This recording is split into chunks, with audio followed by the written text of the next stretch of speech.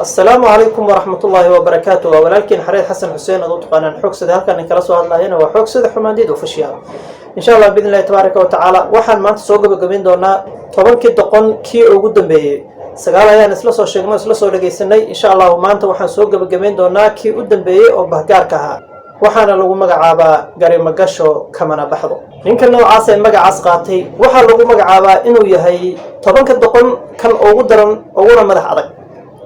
لأنه وحويان وحوقاتي مجعة جري مجشو كمان بحضو يعني وحويان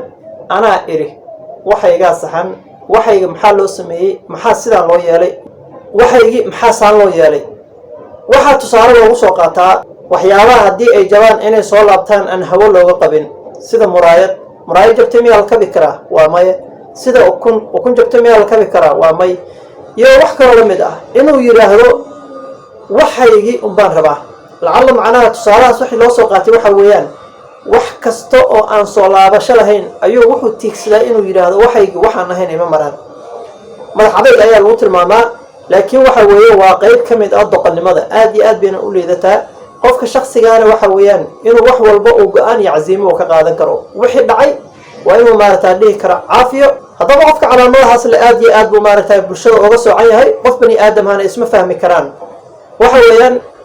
inuu wuxuu soo istaagaa qofkaas boqol qof inuu yidhaahdo boqolkan way khaldan yihiin keligay baa saxan haddaba maahan wax wanaagsan qofku marka inuu iska dhaadhiciyo inuu asagu saxan yahay mar kastaana qofkaas waxaa u taagan inuu naftiisu ku qanciyo yaan lagaa garhelin yaan lagaa raynin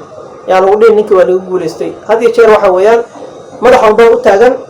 wax kastaa wuxuu leeyahay ma garanaysaa anigaa eri iyo waxaygu weeyaan iyo sidaasay ahayd iyo ma ahan wax wanaagsan inaysan ahayn waa isla wada arkaynaa u fiirsada qofka noocaas oo kale ah ma hela wax garab ah wax ma garanaysaa caawiyo iyo wax saaxiiba midna ma yeesho sababta uu bahgooni u yahay oo saddex isku bahayo keligiisoo gaar ah u noqday waxa weeyaan ma lahan wax garab istaago لأنه قفك هدو يراهضا أنا إري عد قرب كسيني سام بجرتو والبنانك لغا ودا استاغايا sidoo marka bahgoon u yahay ayuusan maaragtay marka kalena uusan wax garab uusan u helin oo uu yahay mid maaragtay kaligiis maaragtay isla quman oo meel taagan haddaba hadii aad calaamadaas leedahay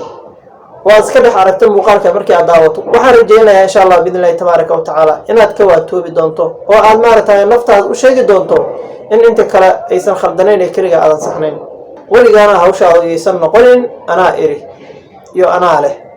iyo ana ii ahaadeen maantana mawduucayna halkaas ayaan kusoo gabagabeynaa tobankii doqon ayaan soo qaadanayna halkaas ayay ku egeen insha Allah mawduuca xiga ayaan maaragtaa bilaaban doonaa haddii rabbi raalli ka noqdo fadlan haddii aad nagu cusub tahay janalka u tahay markii ugu horreysay nagu soo biir subscribe like and share commentiga waxaad nagu soo gudbin kartaa wax kastoo wanaagsan oo ma garanaysaa ee aad leedahay way ka dhiman yihiin